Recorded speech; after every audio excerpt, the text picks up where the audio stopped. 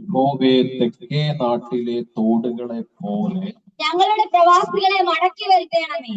മതി, ഞങ്ങളുടെ പ്രവാസികളെ മടക്കി വരുത്തണമേ. ഈ വചനത്താൽ കർത്താവ് എല്ലാവരെയും അനുഗ്രഹിക്കട്ടെ. Praise the Lord. വളരെ അനുഗ്രഹിക്കപ്പെട്ട സങ്കീർത്തനങ്ങളിലെ ഒരേടാണ് 126 സങ്കീർത്തനം. ഇതൊരു പ്രാർത്ഥനയാണ്. എന്താണ്? പ്രാർത്ഥനയാണ്. ദൈവത്തോടുള്ള തന്റെ ജനത്തിന്റെ പ്രാർത്ഥനയാണ്. എന്തുകൊണ്ടാണ് അവരിങ്ങനെ പ്രാർത്ഥിക്കാൻ ഇടയായത്? പ്രാർത്ഥിക്കണമെങ്കിൽ പ്രാർത്ഥനയ്ക്ക് പുറകിൽ ഒരു കാരണമുണ്ടാകും, ഇല്ലേ? വെറുതെ ഇരുന്ന് പ്രാർത്ഥിക്കുകയാണെങ്കിൽ കാണുന്നവരെന്നെ പറയും സ്തോത്രം. ഏലി പുരോഹിതൻ അങ്ങനെ പറഞ്ഞത്. സ്തോത്രം. ഒരു പ്രാർത്ഥനയ്ക്ക്, ഓരോ പ്രാർത്ഥനയ്ക്കും പുറകിൽ എന്തുണ്ട്? കാരണങ്ങൾ. നിങ്ങൾക്ക് ഓരോ പ്രാർത്ഥനാ വിഷയങ്ങളുണ്ട്, ഇല്ലേ? പ്രാർത്ഥനാ വിഷയം ഇല്ലാത്ത ആരും അറിയില്ല. എല്ലാവർക്കും പ്രസംഗിക്കുന്ന എനിക്കും കേൾക്കുന്ന നിങ്ങൾക്ക് അതിന്റെ പുറകിലെല്ലാം ഒരു കാരണം. അവരുടെ ഈ പ്രാർത്ഥനയ്ക്ക് പുറകിൽ ഒരു കാരണമുണ്ട്. ആ കാരണം അറിഞ്ഞാലേ ഈ പ്രാർത്ഥനയുടെ വില നിങ്ങൾക്ക് അറിയത്തുള്ളൂ. ചരിത്രം പഠിക്കുമ്പോൾ BC 586 ബാബിലോണിന്റെ രാജാവായ നെബൂഖദ്നേസർ യെരുശലേമിനെ ആക്രമിക്കാൻ പദ്ധതിയിട്ടു. സ്തോത്രം. അവൻ യെരുശലേമിനെ ചുറ്റും വളഞ്ഞു. ശ്രദ്ധിച്ചു കേൾക്കണം. യെരുശലേമിനെ ചുറ്റും അവര് വളഞ്ഞു. യെരുശലേമിന്റെ മതിലുകളെല്ലാം അവര് വളഞ്ഞിട്ടുണ്ട്. പുറത്തൂന്ന് അകത്തേക്കോ അകത്തൂന്ന് പുറത്തേക്കോ പോകാൻ കഴിയാത്ത വിധത്തിൽ ശത്രു അവരെ വളഞ്ഞു. ഈ വളഞ്ഞത് 1-2 മാസമല്ല, നീണ്ട 30 മാസം ശത്രു അവരെ വളഞ്ഞ് അവരെ അതിന്റെ അകത്ത് നിർത്തി. എന്ത് സംഭവിച്ചെന്നറിയാമോ? ആഹാരം ലഭിക്കപ്പെടാതെ വന്നു. പട്ടിണിയും ദാരിദ്ര്യവും രാജ്യത്തുണ്ടായി. ശരീരം തളരാൻ തുടങ്ങി. നീണ്ട 30 മാസം ഇവർ വളഞ്ഞിട്ട് 30 മാസം കഴിഞ്ഞപ്പോൾ ഇവർ യെരുശലേമിന്റെ മതിലുകളെ ഇടിച്ചു. യെരുശലേമിന്റെ മതിലുകളെ ഇടിച്ച് അതിന്റെ അകത്ത് കയറി കുട്ടികളെയും യൗവനക്കാരെയും മുതിർന്നവരെയും വയോധികരെയെല്ലാം ഇവർ വെട്ടി കൊന്നു. സ്തോത്രം. ഹല്ലേലൂയ. അന്നത്തെ രാജാവായിരിക്കുന്ന സിദക്കിയാവിനെ ഇവർ പിടിച്ചു. അദ്ദേഹത്തിന്റെ മുൻപിലിട്ട് അദ്ദേഹത്തിന്റെ മകളെ കൊന്നു. അദ്ദേഹത്തിന്റെ 2 കണ്ണും കുത്തിപ്പൊട്ടിച്ചിട്ട് ചങ്ങലകളാൽ ബന്ധിച്ച് ബാബിലോണിലേക്ക് അടിമയായി കൊണ്ടുപോയി. യഹൂദന്മാരുടെ രാജാവ്, യെരുശലേമിലെ രാജാവ്. ശലോമോൻ രാജാവ് പണിത മനോഹരവും അതിവിശുദ്ധവുമായ ദൈവത്തിന്റെ ആലയം തീയിലിട്ട് അവര് ചുട്ടുകളഞ്ഞു. Praise the Lord. എന്നാൽ വെള്ളി കൊണ്ടും സ്വർണം കൊണ്ടും ഉണ്ടാക്കിയ പാത്രങ്ങൾ, വിശുദ്ധ പാത്രങ്ങൾ, വെങ്കൽ തൂണുകളെല്ലാം അവരെടുത്തോണ്ട് പോയി. Praise the Lord. ബാക്കി മരിക്കാതെ ശേഷിച്ച ജനസമൂഹത്തെ അവര് ബന്ധിച്ച് ബാബിലോണിലേക്ക് കടത്തി. ഇതിനെയാണ് പ്രവാസകാലം എന്ന് പറയുന്നത്. അവിടെ വായിച്ച വാക്യത്തിൽ അതുണ്ട്. സ്തോത്രം. ഹല്ലേലൂയ. ബാബിലോണിൽ എന്ത് ചെയ്തു? കൊണ്ടുപോയി. നിങ്ങൾക്കറിയാമോ, നീണ്ട 70 വർഷം, ഒന്നോ രണ്ടോ അല്ല, നീണ്ട യിരെമ്യാ പ്രവാചകന്റെ പ്രവചനമാണ് 126 സങ്കീർത്തനത്തിൽ നമ്മൾ വായിക്കുന്ന ചരിത്രം. സ്തോത്രം. ഹല്ലേലൂയ. യെരൂശലേമിൽ ഇസ്രായേൽ ജനമുണ്ടായിരുന്ന കാലത്ത് യിരെമ്യാ പ്രവാചകനിലൂടെ പ്രവചിച്ചു, നിങ്ങൾക്കൊരു പ്രവാസകാലം വരും. 70 വർഷം നിങ്ങൾ പ്രവാസകാലത്ത് ജീവിക്കേണ്ടി വരും. ഹല്ലേലൂയ എന്ന് യിരെമ്യാവ് പ്രവചിച്ച പ്രവചനമാണ് ഇത് നിവൃത്തിയായത്. മനസ്സിലാകുന്നുണ്ടോ? നീണ്ട 70 വർഷം സ്വന്തം നാട് വിട്ട്, അവരുടെ ആരാധന ആലയം വിട്ട് അവർ ദുഃഖത്തോടെ കഴിയും. സ്തോത്രം. ഹല്ലേലൂയ. ഈ സമയത്താണ് BC 539 ഹല്ലേലൂയ കോരേശിനെ ദൈവം എഴുന്നേൽപ്പിക്കും. കോരേശിനെ ദൈവം എഴുന്നേൽപ്പിക്കുന്നതിന്റെ പുറകിൽ പ്രിയപ്പെട്ടവരെ, ഇവരാ സമയത്ത് യെരൂശലേമിൽ ബന്ധിക്കപ്പെട്ടിരിക്കുന്ന സമയത്ത്, ഇവർക്ക് ആഹാരമോ ഒന്നുമില്ലാതിരിക്കുന്ന സമയത്ത്, ഇവർ തങ്ങൾ ജനിപ്പിച്ച കുഞ്ഞുങ്ങളെ ആഹാരം വെച്ച് കഴിച്ചു എന്ന് ചരിത്രം പഠിപ്പിക്കുന്നു. ആലോചിച്ച് നൊന്ത് പ്രസവിച്ച സ്വന്തം കുഞ്ഞിനെ വിശപ്പ് സഹിക്കാൻ വയ്യാതെ ആഹാരം വെച്ച് കഴിക്കേണ്ടി വന്നൊരു സാഹചര്യം. വിലാപങ്ങളുടെ പുസ്തകം 2-ാം അധ്യായം 20-ാമത്തെ വാക്യം ഒന്ന് വായിക്കാമോ? വിലാപങ്ങൾ 2:20.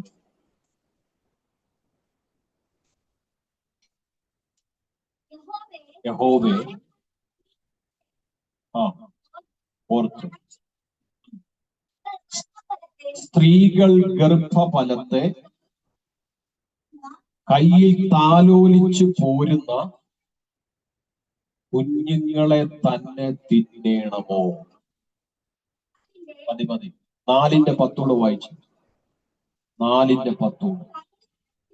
കരുണയുള്ള സ്ത്രീകൾ തങ്ങളുടെ പൈതങ്ങളെ സ്വന്തം കൈകൊണ്ട് എന്ത് ചെയ്തു? സ്തോത്രം. ഇത് ഈ ചരിത്രത്തെ നിർത്തിക്കൊണ്ട് എഴുത്തുകാരൻ ചോദിച്ച ചോദ്യമാണ്. മനസ്സിലാവുന്നുണ്ടോ? ഇങ്ങനെ ബാബിലോൺ പ്രവാസത്തിലായിരിക്കുമ്പോൾ അവർ ദൈവത്തോട് കരയുകയാണ്, അവര് ദൈവത്തോട് പ്രാർത്ഥിക്കുകയാണ്. BC 539 കോരേശ് രാജാവ് ബാബിലോണിനെ കീഴടക്കി. സ്തോത്രം. കീഴടക്കിയതും കൂടെ ഒന്ന് കേൾക്കണം. Praise the Lord. ഹല്ലേലൂയ. അന്നത്തെ രാജാവിനെ, ബാബിലോൺ ഭരിച്ച അന്നത്തെ രാജാവിനെ ജനങ്ങൾക്ക് അതൃപ്തിയായിരുന്നു. ആ സമയം തന്നെ കോരേശ് രാജാവ് മുതലെടുക്കുവാനിടയായി തീർന്നു. സ്തോത്രം. നമുക്കറിയാം, ബാബിലോണിനെ ചുറ്റിയിരിക്കുന്ന മതിലുകളെ പൊളിക്കാൻ ഈ ഉലകത്തിലെ ഒരു ശക്തിക്ക് കഴിയത്തില്ല. അത്രയ്ക്കും കരുത്തുറ്റ മതിലുകളാണ് അവര് പണിതുറപ്പിച്ചു വെച്ചിരിക്കുന്നത്. അല്ലെ, പുറത്തു നിന്ന് ഒരു ശക്തിക്കും അകത്തേക്ക് കടന്നു വരുവാൻ കഴിയത്തില്ല. എന്നാൽ അല്ലെങ്കിൽ ഈ മതിലിന്റെ ഇടയിലൂടെ യൂഫ്രട്ടീസ് എന്ന് പറയുന്ന ഒരു നദി ഒഴുകുന്നുണ്ട്. ആ നദി ഒഴുകി ചെല്ലുന്നിടത്ത് മതിലല്ല, കവാടങ്ങളാണ് അവര് പണിത് വെച്ചിരിക്കുന്നത്. കവാടങ്ങൾ എന്ത് ചെയ്യുക? പണിത് വെച്ചിരിക്കുകയാണ്. അപ്പൊ അവർക്കൊരു ചിന്തയുണ്ട്, ഒരിക്കലും ഈ യൂഫ്രട്ടീസ് നദി എന്ന് പറയുന്ന നദി ഒരിക്കലും വറ്റിപ്പോകത്തില്ല. അതെപ്പോഴും വെള്ളം എന്ത് ചെയ്യും? നിറഞ്ഞു കിടക്കുന്ന അനുഭവമാണ്. അതുകൊണ്ട് തന്നെ അവര് കവാടങ്ങളാണ് പണിത് വെച്ചിരുന്നത്. പ്രിയപ്പെട്ടവരെ, ഹല്ലേലൂയ, സ്തോത്രം. യൂഫ്രട്ടസിന്റെ ഹല്ലേലൂയ നദിയിൽ കിടക്കുന്ന വെള്ളത്തെ ദൈവത്തിന്റെ സമയമായപ്പോൾ കോരേശ് രാജാവ് സൈന്യത്തോട് പറഞ്ഞു, ഹല്ലേലൂയ, ആ വെള്ളത്തെ വേറൊരു കനാല് വഴി മാറ്റിവിടാൻ കോരേശ് രാജാവ് പറഞ്ഞു. സ്തോത്രം. അവര് വേറൊരു കനാല് വഴി ആ യൂഫ്രട്ടീസ് എന്ന് പറയുന്ന നദിയെ അവർ മാറ്റിവിടുവാനിടയായി തീർന്നു. മാറ്റിവിട്ട് കഴിഞ്ഞപ്പോൾ മുട്ടോളം വെള്ളമായി. സ്തോത്രം. വെള്ളം നിറഞ്ഞു കിടന്ന് കവാടം മാത്രമുള്ള ഒരു ഏരിയ ആയതുകൊണ്ട്, വെള്ളം നിറഞ്ഞു കിടക്കുന്നത് കൊണ്ട് ആ ഭാഗത്തെ ഇവര് ശ്രദ്ധിക്കാറില്ലായിരുന്നു. ആ ഭാഗം തന്നെയാണ് കോരേശ് അകത്തു കയറാൻ തെരഞ്ഞെടുത്തത്. യൂഫ്രട്ടീസിലെ നദിയിലെ വെള്ളം അദ്ദേഹം കല്ലിൽ മുട്ടോളമാക്കിയിട്ട് ആ കവാടത്തിലൂടെ ഉള്ളിക്കയറി. അവരുള്ളിക്കയറുന്ന സമയത്ത് ആ ബാബിലോണിന്റെ അകത്ത് വലിയൊരു ഉത്സവം നടന്നിട്ട് അല്ലെ മദ്യം കുടിച്ച് ലക്കും ലഗാനുമില്ലാതെ ലഹരി കഴിച്ച് ഹല്ലേലൂയ സ്തോത്രം ഇരിക്കുന്ന ഒരു ജനത്തിന്റെ നടുവിലേക്കാണ്, ആ സമയത്താണ് ഇവര് കയറി ചെല്ലുന്നത്. സ്തോത്രം ചെയ്യുന്നു. ഹല്ലേലൂയ. മനസ്സിലാകുന്നുണ്ടോ നിങ്ങൾക്ക്? അല്ലെങ്കിൽ ഇതിനെയാണ് യെശയ്യാവ് 46:11 പ്രവാചകൻ പ്രവചിച്ചു പറഞ്ഞത്. ഒന്ന് വായിച്ചോ, കാരണം ഇതൊക്കെ ചുമ്മാ പറയുന്നതല്ല, തെളിവുണ്ടെന്ന് അറിയണമല്ലോ. യെശയ്യാവ് 46:11 പ്രവാചകൻ എഴുതിയതാണ്. ഞാൻ കിഴക്ക് നിന്ന് ഒരു റാഞ്ചൻ പക്ഷിയെ, ദൂരദേശത്ത് നിന്ന് എന്റെ ആലോചന അനുഷ്ഠിക്കുന്ന പുരുഷനെ തന്നെ വിളിക്കുന്നു. ഞാൻ പ്രസ്താവിച്ചിരിക്കുന്നു, മതി.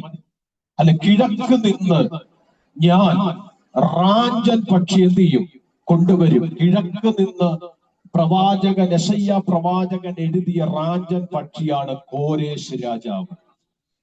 മനസ്സിലായി? പ്രവാസത്തിൽ കിടക്കുന്ന ഇസ്രായേൽ ജനത്തിനെ പുറത്തു കൊണ്ടുവരുവാൻ ദൈവത്താൽ ഒരുക്കപ്പെട്ട റാഞ്ചൻ പക്ഷിയാണ് കോരേശ് രാജാവ്.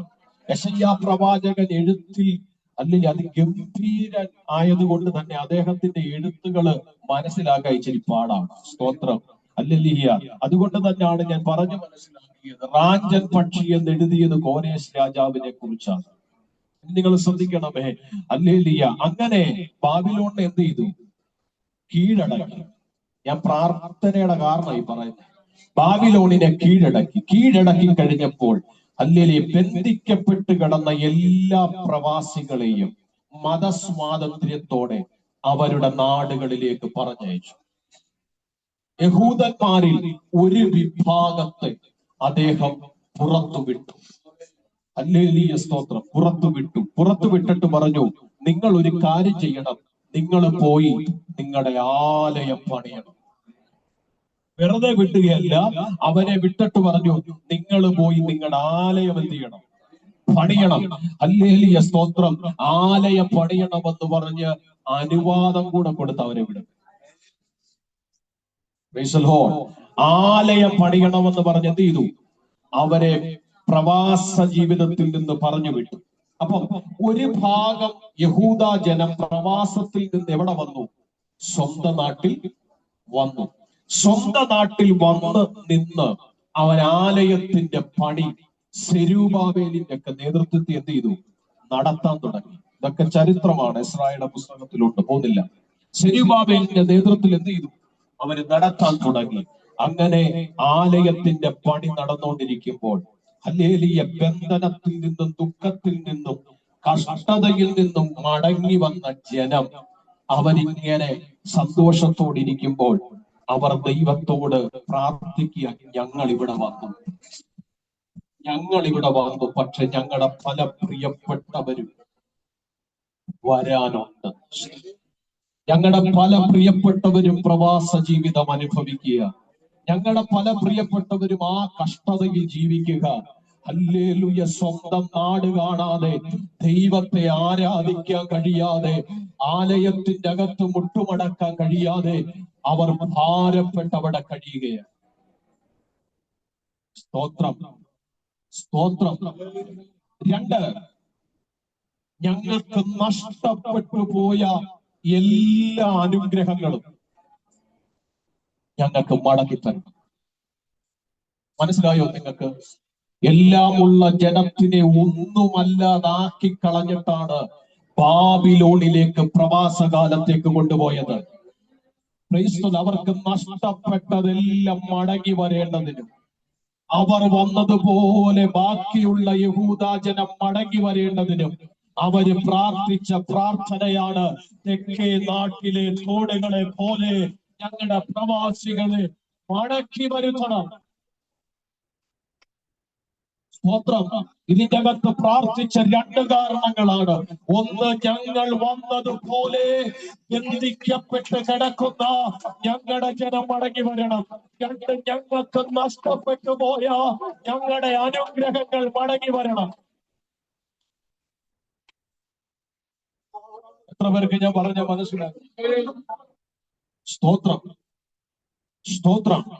അതിന് സങ്കീർത്തനക്കാരൻ എടുത്തുദ്ധരിച്ച പദപ്രയോഗമാണ് തെക്കേ നാട്ടിലെ തോട്. തെക്കേ നാട്ടിലെ തോട്. അതിനെ കുറിച്ച് പഠിച്ചാൽ, മനസ്സിലാക്കിയാൽ ഈ ദൂത് എന്താന്ന് മനസ്സിലാക്കാം. സ്തോത്രം, ഹല്ലേലൂയ. ഇസ്രായേലിന്റെ ഏകദേശം 60% തെക്ക് ഭാഗം എന്ന് പറയുന്നത് മരുഭൂമിയാണ്. മരുഭൂമി, നെഗേവ് എന്നാണ് വിശേഷിപ്പിക്കുന്നത്. അതിന്റെ അർത്ഥം വരണ്ടത് എന്നാണ്. വരണ്ടത്. ശ്രദ്ധിച്ചു കേട്ടോണം, ശ്രദ്ധിച്ചു കേട്ടോണം, എന്നാലേ ദൂതിനെ പ്രാപിക്കാൻ പറ്റും. വരണ്ടതെന്നാണ് അർത്ഥം. അവിടെ ചെറിയ ചെറിയ തടാകങ്ങളുണ്ട്, പക്ഷേ അവിടെ ഹല്ലേലൂയ മഴ അപൂർവമാണ്, മഴ പെയ്യാറില്ല. അതുകൊണ്ട് തന്നെ ആ ചെറിയ ചെറിയ തടാകങ്ങളും തോടുകളും മണല് കയറി, കൂമ്പാരം പോലെ മണല് കയറിയായി നിരപ്പായി ഹല്ലേലൂയ മണലിന്റെ മുകൾ ഭാഗത്തൂടെ നടന്നു പോകേണ്ട അവസ്ഥയാണ്. മനസ്സിലാകുന്നുണ്ടോ? അല്ലെ, ഒരു തുള്ളി വെള്ളമില്ല, ഒരു തുള്ളി വെള്ളം അവിടെ ഇല്ല. അതിൽ മരുഭൂമിയാണ്. സ്തോത്രം. അവിടെ മഴ അപൂർവമാണ് പ്രിയപ്പെട്ടവരെ. എന്നാൽ വടക്കൻ, ഇത് തെക്ക് ഭാഗമാണ്, വടക്കൻ മലനിരകളിൽ ശക്തമായ മഴ പെയ്യുമ്പോൾ, സ്തോത്ര ഹല്ലേലൂയ, മഴ പെയ്യുമ്പോൾ ഹല്ലേലൂയ മലച്ചിരുവുകളിലൂടെ വെള്ളം പൊട്ടി പുറപ്പെടും. സ്തോത്രം. വെള്ളം പൊട്ടി പുറപ്പെട്ടിട്ട് ഈ തെക്ക് ഭാഗത്തെ ഈ മരുഭൂമിയിലേക്ക് ഒരു മഴവെള്ള പാച്ചില് പോലെ, ഒരു കുത്തി ഒലിച്ചു വരുന്നത് പോലെ, ഒരു ഉരുള് പൊട്ടി വരുന്നത് പോലെ ഹല്ലേലൂയ ഈ മരുഭൂമി, നെഗേവ് എന്ന് പറയുന്ന മരുഭൂമിയിലേക്ക് ഹല്ലേലൂയ വെള്ളം പാഞ്ഞെത്താൻ ഇടയായി. ഇത് നടക്കുന്നത് മണിക്കൂറുകൾ കൊണ്ടല്ല, ഇത് നടക്കുന്നത് ദിവസങ്ങൾ കൊണ്ടല്ല, ഇത് നടക്കുന്നത് മാസങ്ങൾ കൊണ്ടല്ല, ഇത് നടക്കുന്നത് മിനിറ്റുകൾ കൊണ്ടാണ്. മനസ്സിലായോ? ഇത് നടക്കുന്നത് മിനിറ്റുകൾ കൊണ്ടാണ്. സ്തോത്രം. ചൂരൽമലയിലൊക്കെ ഉരുള് പൊട്ടി ഇറങ്ങിയതൊക്കെ നമുക്കറിയാവുന്നതല്ലേ. ഒരു ദിവസം വല്ലതും എടുത്തോ? ഇല്ല, മിനിറ്റുകൾ കൊണ്ടല്ലേ ഒരു പ്രദേശത്തെ മുഴുവനും മൂടിക്കളഞ്ഞത്. ഹല്ലേലൂയ. എന്ന് പറഞ്ഞതുപോലെ വടക്കൻ ഭാഗത്ത് ശക്തമായ മഴ പെയ്യുമ്പോൾ മലഞ്ചെരുവുകളിലൂടെ വെള്ളം പൊട്ടി പുറപ്പെട്ട് കുത്തൊലിച്ച് ഹല്ലേലൂയ മരുഭൂമിയായി കിടന്ന നെഗേവ് ഹല്ലേലൂയ എന്തായി തീരുമെന്നറിയാമോ? അതൊരു തോടായി മാറും. സ്തോത്രം, സ്തോത്രം. ചില മണിക്കൂറുകൾ പുറകിൽ കണ്ട നെഗേവിനെയല്ല പിന്നെ കാണുന്നത് കേട്ടോ. ഹല്ലേലൂയ മഴയില്ല അവിടെ, മഴയില്ല അവിടെ. പക്ഷേ ചില മണിക്കൂർ പുറകിൽ നെഗേവുണ്ടല്ലോ, ഹല്ലേലൂയ അടുത്ത നിമിഷം കാണുമ്പോൾ അതൊരു തോടായി മാറും, അതൊരു നദിയായി മാറും. ഹല്ലേലൂയ മരുഭൂമി ഒരു നദിയായി മാറും, മരുഭൂമി ഒരു നനവായി മാറും, മരുഭൂമി ഒരു പച്ചിപ്പായി മാറും, മരുഭൂമി അതിന്റെ സൗന്ദര്യപൂർണമായി മാറും. മണിക്കൂറുകൾ പുറകിൽ കണ്ട ഒരു ദേശമല്ലത്, അത് പൂർണ്ണമായി മാറും. നിങ്ങൾക്ക് ഞാൻ പറഞ്ഞ മനസ്സിലായോ? സ്തോത്രം. ചരിത്രം പഠിപ്പിക്കുന്നത് ഇങ്ങനെയാണ്. തെക്കേ നാട്ടിലേക്ക് മഴവെള്ളപ്പാച്ചിൽ ഇറങ്ങി വരുമ്പോൾ അവിടെ വെള്ളം കൊണ്ട് നിറയും. സ്തോത്രം. ഉണങ്ങി കിടന്ന മരുഭൂമി വെള്ളം കൊണ്ട് നിറയും. അവിടെ കാറ്റടിച്ചിട്ടില്ല, അവിടെ മഴ പെയ്തിട്ടില്ല, അവിടെ പ്രകൃതി മാറിയിട്ടില്ല. പക്ഷെ മരുഭൂമി നനഞ്ഞു, മരുഭൂമി നനഞ്ഞു. ഞാൻ പറയുന്നത് നിങ്ങൾക്ക് മനസ്സിലാകുന്നുണ്ട് എന്ന് ഞാൻ വിശ്വസിക്കുക. ഇന്ന് പകൽക്കാലം മിനിറ്റുകൾക്കുള്ളിൽ തെക്കേ നാട്ടിലെ തോടുകളെ നിറയ്ക്കുന്നത് പോലെ ഒരു ദൈവ പ്രവൃത്തി ഞങ്ങളുടെ ജീവിതത്തിൽ, ഒരു ദൈവ പ്രവൃത്തി ഞങ്ങളുടെ ജീവിതത്തിൽ സംഭവിക്കണമെന്നാണ് അവരുടെ പ്രാർത്ഥന. എത്ര പേർക്ക് പറഞ്ഞ മനസ്സിലായി? സ്തോത്രം, സ്തോത്രം. 70 വർഷം ഞങ്ങൾ അനുഭവിച്ചു. 70 വർഷം മരുഭൂമി ഞങ്ങൾ അനുഭവിച്ചു. 70 വർഷം കഷ്ടത ഞങ്ങൾ അനുഭവിച്ചു. 70 വർഷം വേദന ഞങ്ങൾ അനുഭവിച്ചു. കർത്താവേ, നീ ഞങ്ങളെ മടക്കി വരുത്തി. ഇനിയും ഞങ്ങൾക്ക് അധിക സമയം വെയിറ്റ് ചെയ്യാൻ പറ്റില്ല. തെക്കേ നാട്ടിലെ കോടുകൾ കണ്ണടച്ചു തുറക്കുന്നതിന് മുമ്പ് അതിന്റെ സ്ഥിതിഗതി മാറുന്നത് പോലെ ഞങ്ങളുടെ ജീവിതത്തെ നീ മാറ്റണം. ഞങ്ങളുടെ അവസ്ഥയെ നീ മാറ്റണം. ഇന്ന് പകലിൽ ഈ ദൂതിനെ സ്വീകരിക്കാൻ കഴിയുന്ന എത്ര പേരുണ്ട്? നിന്റെ ജീവിതത്തിൽ മരുഭൂമി അവസ്ഥയാകട്ടെ, നെഗേവുമായി അവസ്ഥയാകട്ടെ, അതിവേഗത്തിൽ നിറയ്ക്കുന്നത് പോലെ നിത്യ ജീവിതത്തിൽ ദൈവത്തിന്റെ പ്രവൃത്തിയുടെ കാര്യം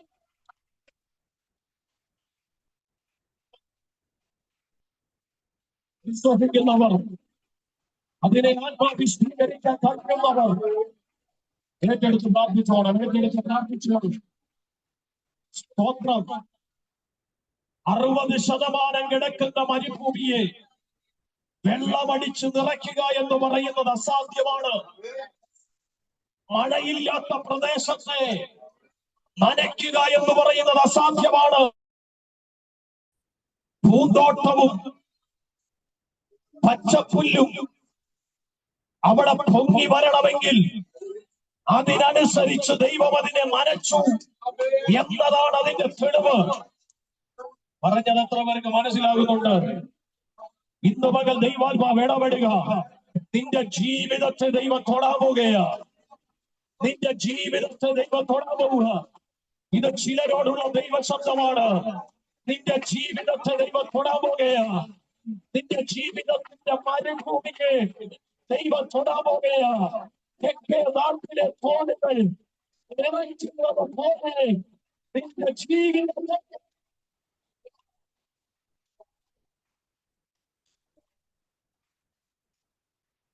അവസ്ഥകൾക്ക് മാറ്റം വരട്ടെ. ചില സാഹചര്യങ്ങൾക്ക് മാറ്റം വരട്ടെ. ചില സ്ഥിതിഗതികൾക്ക് മാറ്റം വരട്ടെ.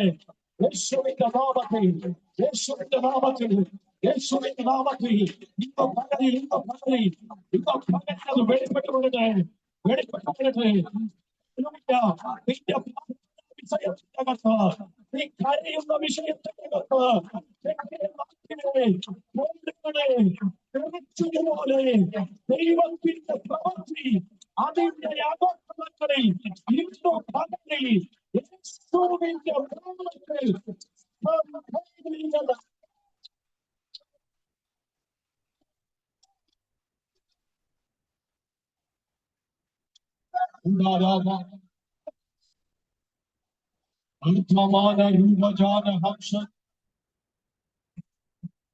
എത്ര പേർക്ക് ഞാൻ പറഞ്ഞ മനസ്സിലായി?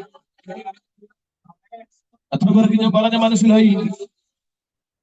തെക്കേ നാട്ടിലെ തോടുകളെ മിനിറ്റുകൾക്കുള്ളിൽ നിറയ്ക്കുന്ന, മരുഭൂമിയെ പൂന്തോട്ടമാക്കുന്ന, മരുഭൂമിയെ ഉദ്യാനമാക്കുന്ന, മരുഭൂമിയെ നിറയ്ക്കുന്ന, മരുഭൂമിയെ നനയ്ക്കുന്ന ഒന്നും മുൻപിലില്ല. ഒരടയാളവും മുൻപിലില്ല. ഒരടയാളവും മുൻപിലില്ല. ഒരു തെളിവും മുൻപിലില്ല. ഒരു സാധനവും മുൻപിലില്ല. എന്നാൽ കണ്ണടച്ച് തുറക്കുന്നതിന് മുമ്പ് തെക്കേ നാട്ടിലെ തോടുകളെ നിറയ്ക്കുന്നത് പോലെ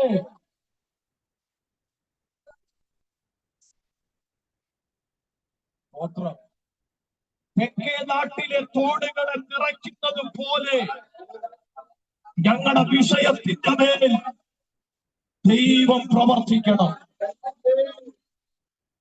ദൈവം പ്രവർത്തിക്കണം. ദൈവം പ്രവർത്തിക്കണം. സ്തോത്രം. അതാണ് അവരുടെ പ്രാർത്ഥന. അതാണ് ആ വാക്യത്തിന്റെ വെളിപ്പാട്. അതാണ് ആ വാക്യത്തിന്റെ വിവേചനം. ഇന്ന് പകലിൽ എന്നോട് പരിശുദ്ധാത്മാവ് എന്റെ പ്രാർത്ഥനാ സന്നിധിയിൽ എന്നോട് പറഞ്ഞത്, പ്രിയപ്പെട്ടവരെ, നീ പ്രാർത്ഥിക്കുന്ന വിഷയത്തിന്റെ അകത്ത്, സ്തോത്രം, നീ പ്രാർത്ഥിക്കുന്ന വിഷയത്തിന്റെ അകത്ത് ഊടാരാശബ്ദ അർത്ഥനാവേദപ്രമാണം, നീ പ്രാർത്ഥിക്കുന്ന വിഷയത്തിന്റെ അകത്ത് യേശുവിന്റെ നാമത്തിൽ, യേശുവിന്റെ നാമത്തിൽ നീ പ്രാർത്ഥിക്കുന്ന വിഷയത്തിന്റെ അകത്ത്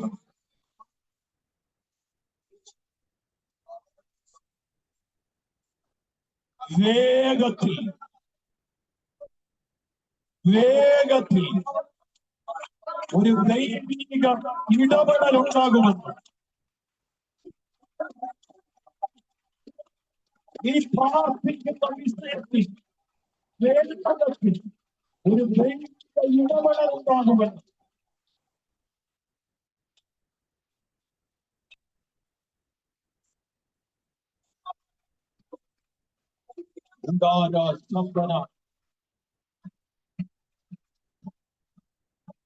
യേശുവിന്റെ നാമത്തിൽ, യേശുവിന്റെ നാമത്തിൽ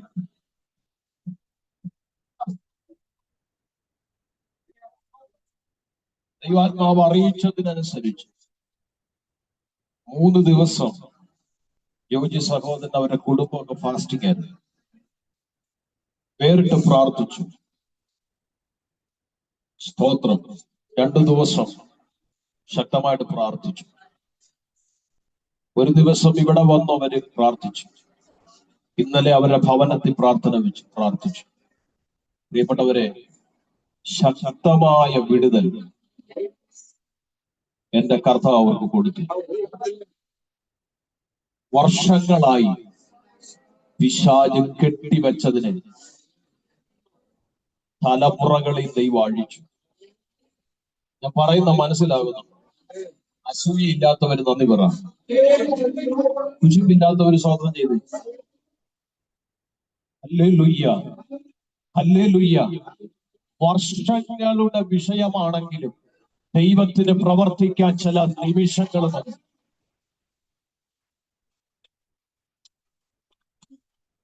മനസ്സിലാവുന്നുണ്ടോ? സ്തോത്രം. അവരത് അനുഭവിച്ചത് കൊണ്ട് അവർക്ക് ദൈവത്തെ സ്തുതികരിക്കാൻ പറ്റും.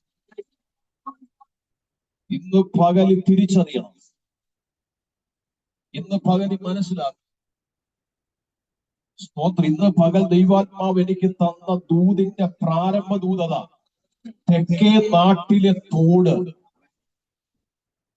അപ്രതീക്ഷമായി നിറഞ്ഞു പോകുന്നത് പോലെ, മരുഭൂമിയെ നദിയാക്കുന്നത് പോലെ, നിന്റെ ചില പ്രാർത്ഥനാ വിഷയത്തിന്റെ കാരണങ്ങളിലേക്ക്, നിന്റെ ചില പ്രാർത്ഥനാ വിഷയത്തിന്റെ കാരണങ്ങളിലേക്ക് ദൈവത്തിന്റെ ഇടപെടൽ ഉണ്ടാകും. സ്തോത്രം, സ്തോത്രം. എത്ര പേർക്ക് വിശ്വാസമുണ്ട്? എത്ര പേർക്ക് ഉറപ്പുണ്ട്? സ്തോത്രം, സ്തോത്രം. ഇന്ന് പകൽ ദൈവം തന്ന ദൂത് ഞാൻ പറഞ്ഞിട്ട് പ്രാർത്ഥിക്കും. ദൈവം മരുഭൂമിയെ നനച്ചതുപോലെ ചില വിഷയങ്ങളുടെ അകത്ത് ചില വിടുതൽ കൽപ്പിക്കും. പ്രാർത്ഥിച്ചോണം, പ്രാർത്ഥിച്ചോണം. മണലാരണ്യത്തെ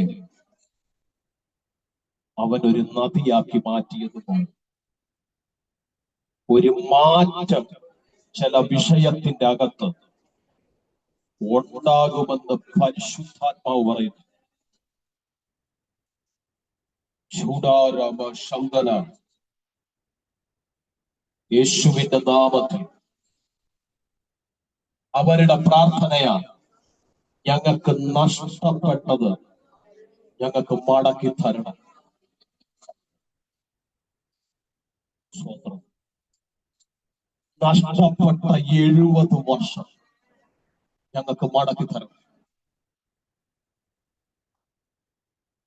നഷ്ടപ്പെട്ട ഞങ്ങളുടെ നന്മകൾ ഞങ്ങൾക്ക് മടക്കി തരണം.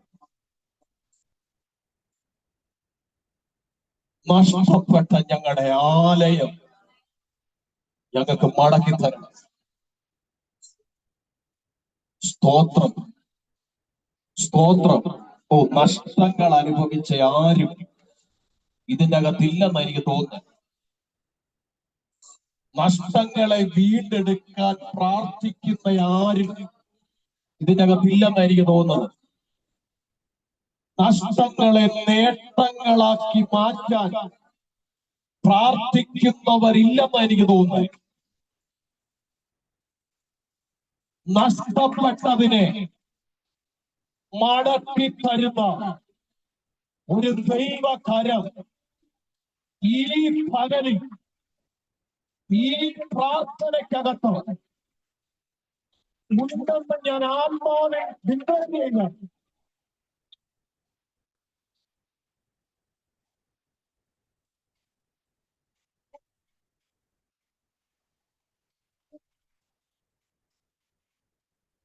യേശുവിന്റെ നാമത്തിൽ, യേശുവിന്റെ നാമത്തിൽ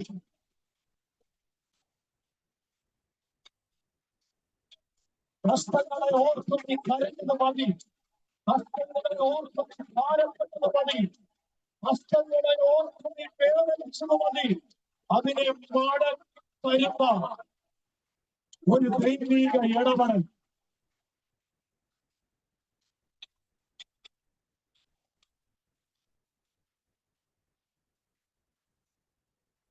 യേശുവിന്റെ നാമത്തിൽ, യേശുവിന്റെ നാമത്തിൽ നഷ്ടപ്പെട്ടു പോയ വർഷം, നഷ്ടപ്പെട്ടു പോയ പ്രാർത്ഥന, നഷ്ടപ്പെട്ടു പോയ ആരാധന, നഷ്ടപ്പെട്ടു പോയ ആരോഗ്യം, നഷ്ടപ്പെട്ടു പോയ ഉപവാസം, നഷ്ടപ്പെട്ടു പോയ ദുർബലത, നഷ്ടപ്പെട്ടു പോയ അഭിഷേകം മടക്കി പ്രാപിക്കും.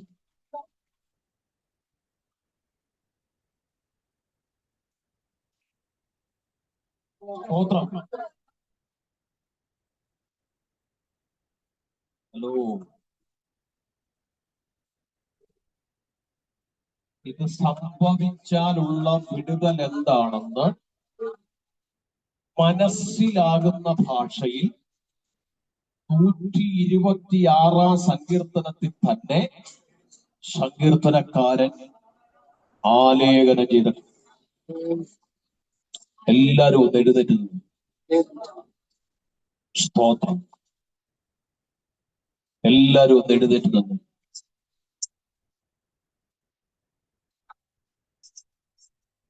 യേശുവിന്റെ നാമത്തിൽ, യേശുവിന്റെ നാമത്തിൽ. ഹല്ലേലൂയ. എഴുന്നേറ്റ് നിന്നവർ കണ്ണുകൾ അടച്ചാടി. നിങ്ങൾ ഇത് പ്രാപിക്കണം കേട്ടോ. നിർബന്ധമല്ല, പറയേണ്ട ഉത്തരവാദിത്വമായതുകൊണ്ട് പറഞ്ഞു. പ്രാപിച്ചാലും ഇല്ലെങ്കിലും എനിക്ക് പോകാനൊന്നുമില്ല. ഞാൻ പ്രാപിച്ചിട്ടാണ് പ്രസംഗിക്കുന്നത്. പിന്നെ എന്റെ ഒരു ആഗ്രഹം നിങ്ങളും പ്രാപിക്കണം. സ്തോത്രം.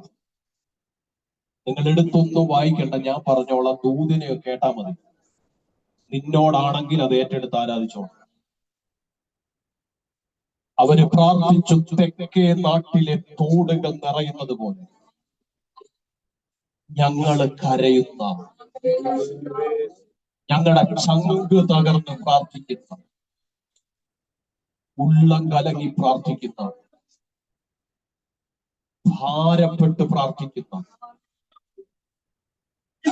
വേദനപ്പെട്ട് പ്രാർത്ഥിക്കുന്ന,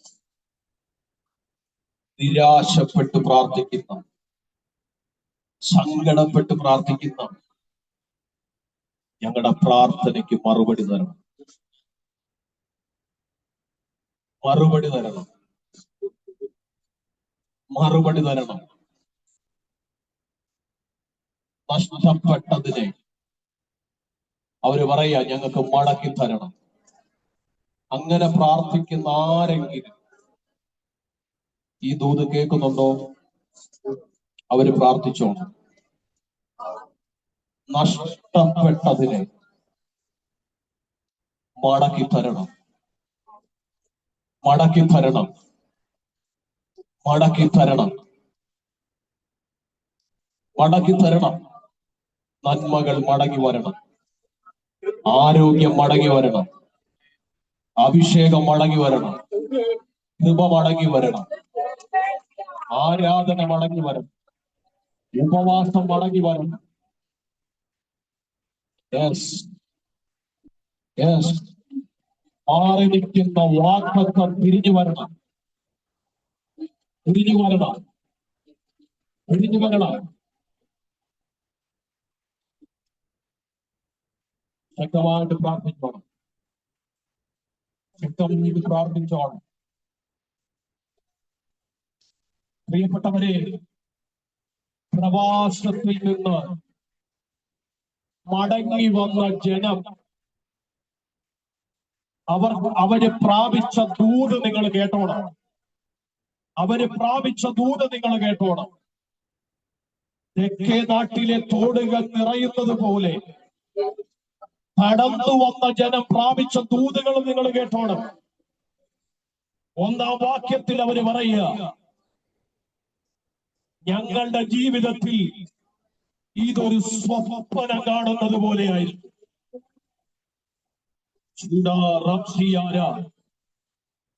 അർത്ഥപ്രവാദ രമന ഘടക.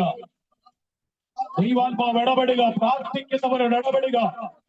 സ്വപ്നം കാണുന്നത് പോലെ, നിനക്ക് സ്വപ്നം പോകുന്നത് പോലെ, നിന്റെ സ്വപ്നം പോലെ നിന്റെ ജീവിതത്തിൽ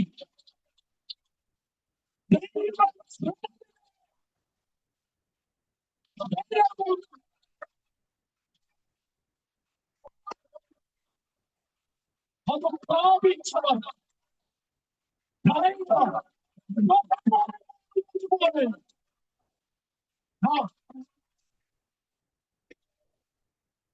പ്രാപിക്കേണ്ടവർ പ്രാപിച്ചോണം.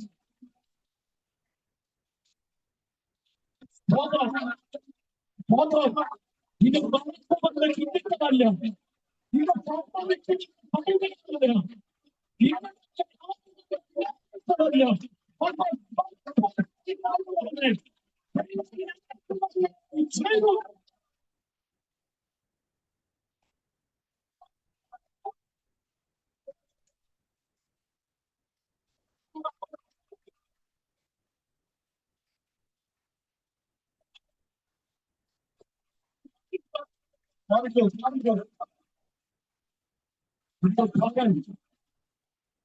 ചില പ്രാർത്ഥനാ കാരണങ്ങളിലേക്ക് ഈ ദൂത് ഇറങ്ങിച്ചെല്ലുക, ഈ ദൂത് ഇറങ്ങിച്ചെല്ലുക. പ്രാർത്ഥനാ കാരണങ്ങളിലേക്ക് ഈ ദൂതുകൾ ഇറങ്ങിച്ചെല്ലുക. ഒന്നാമത്തെ വാക്യമാണ് തിരുവനന്തപുരത്തിന്റെ ഒന്നാമത്തെ ദൂത്. ഞങ്ങൾക്ക് ലഭിച്ചത്, ഞങ്ങൾ അനുഭവിക്കുന്നത്, ഞങ്ങൾ പ്രാപിച്ചത് ഒരു പോലെ. ആ നിലയിൽ നിന്റെ ജീവിതത്തിൽ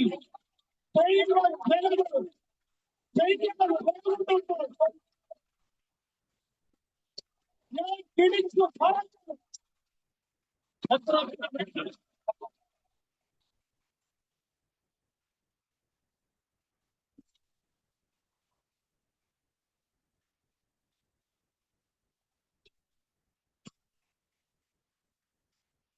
സാധിക്കാൻ കഴിയാതെ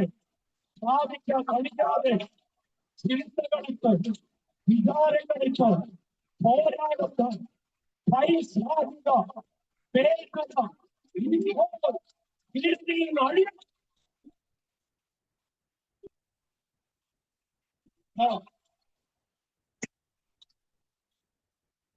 നിങ്ങളുടെ ചോദ്യം ഞാനല്ല, നിങ്ങളുടെ ചോദ്യത്തിന് ദൈവമാണ്, നിങ്ങളുടെ ചോദ്യത്തിന് വചനത്തിന്റെ ശക്തി, വചനത്തിന്റെ വെളുപ്പുള്ള ജഗത്ത് ശക്തിയുള്ള ദൈവം.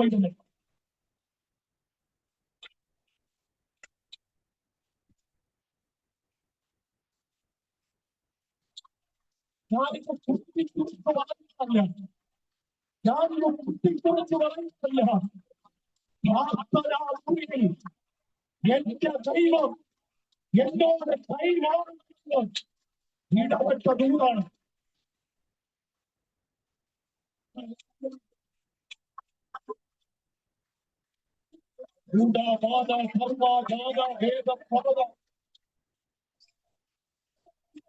ശുദ്ധമായിട്ട് പ്രാർത്ഥിക്കണം, ശുദ്ധമായിട്ട് പ്രാർത്ഥിക്കണം.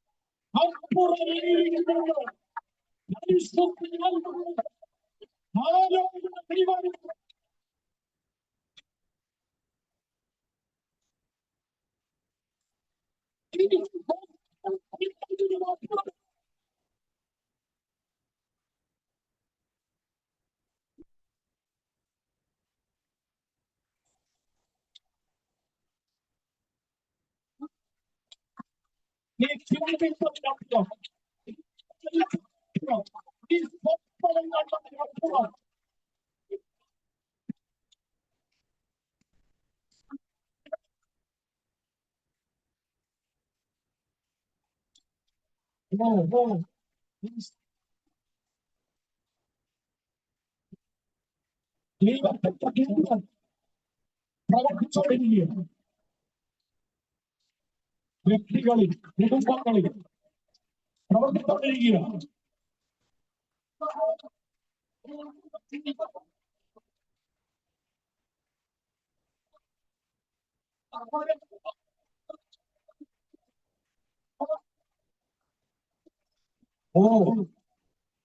അവര് പറഞ്ഞ രണ്ടാമത്തെ ദൂരം, രണ്ടാമത്തെ ദൂരം അവര് പറയുന്നത്, രണ്ടാമത്തെ വാക്യത്തില് ഞങ്ങളുടെ വായിൽ ചിരിയും ഞങ്ങളുടെ നാവിന്റെ മേലാർക്കും അവർ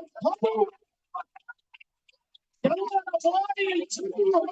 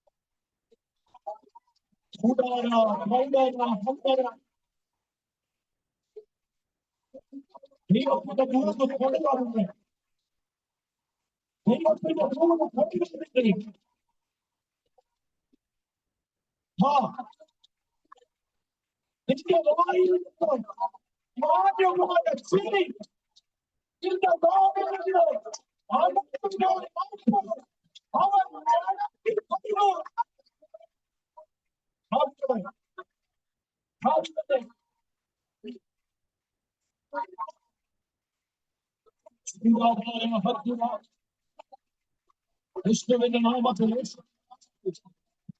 യേശുവിന്റെ നാമത്തിൽ, യേശുവിന്റെ നാമത്തിൽ, യേശുവിന്റെ നാമത്തിൽ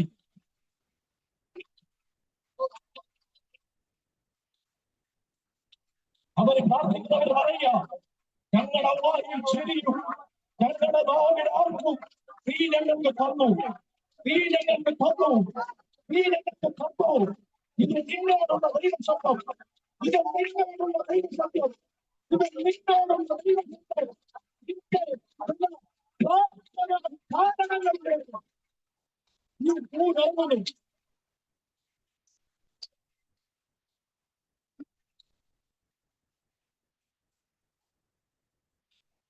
സംഭവിക്കണം, സംഭവിക്കണം, സംഭവിക്കണം, സംഭവിക്കണം.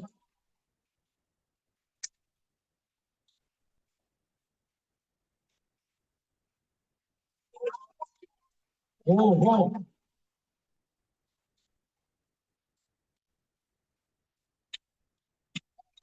മൂന്നാമത്തെ ദൂതൻ ഇങ്ങനെ പറയുന്നത്, മൂന്നാം വാക്യത്തിൽ പറയുക, സ്തോത്രം, ദൈവം ഞങ്ങളുടെ ജീവിതത്തിൽ വൻ കാര്യങ്ങളെ ചെയ്തു. ഞങ്ങളുടെ സന്തോഷം അവൻ മടക്കി തന്നു. ആരേലും ഇത് വിശ്വസിക്കുന്നുണ്ടോ? ആർക്കേലും ഇത് ഏറ്റെടുക്കാൻ മനസ്സുണ്ടോ? ഉള്ളവരോട് ദൂത് പറയാം.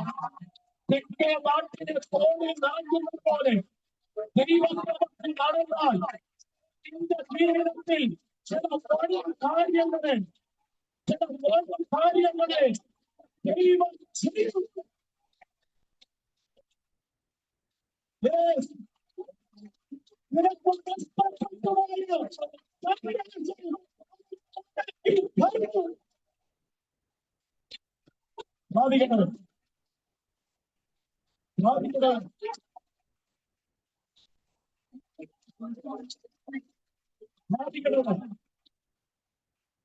Yes, yes, yes.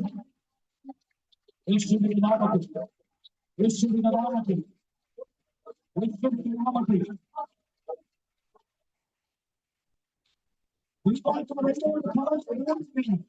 ഞാൻ ചില വാഗ്ദാനങ്ങളെ ചെയ്യും. നിന്റെ തലമുറകൾക്ക് വേണ്ടി ഞാൻ ചില വാഗ്ദാനങ്ങളെ ചെയ്യും. നിന്റെ കുടുംബത്തിന് വേണ്ടി ഞാൻ ചില വാഗ്ദാനങ്ങളെ ചെയ്യും.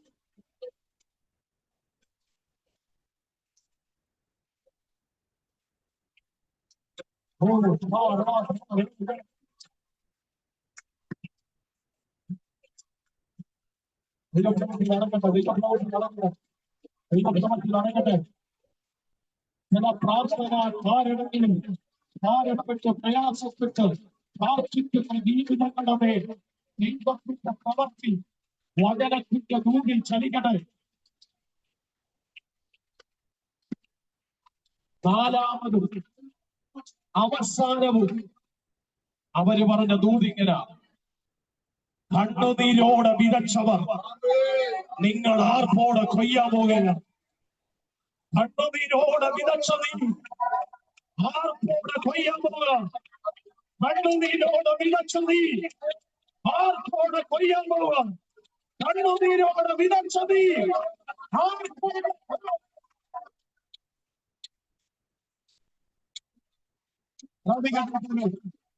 ഈ പകല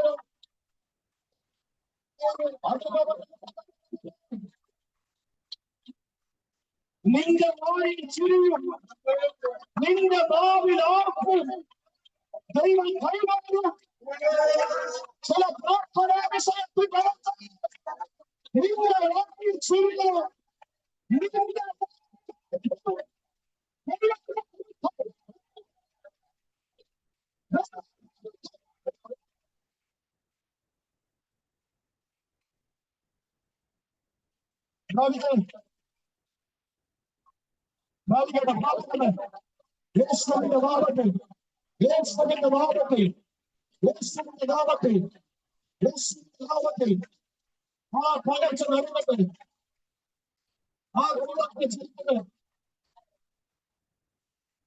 ദൈവങ്ങൾ ചെയ്യുന്നത്, ദൈവങ്ങൾ ചെയ്യുന്നത്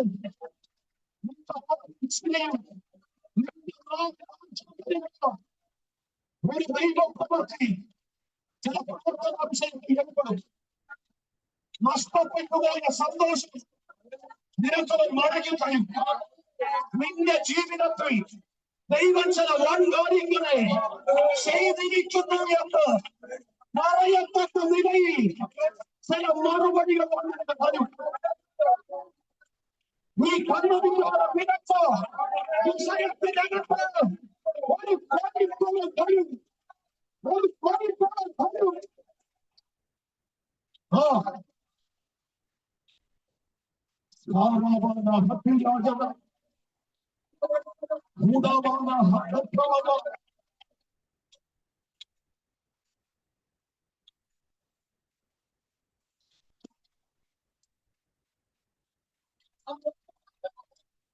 യേശുവിന്റെ നാമത്തിൽ, യേശുവിന്റെ നാമത്തിൽ, യേശുവിന്റെ നാമത്തിൽ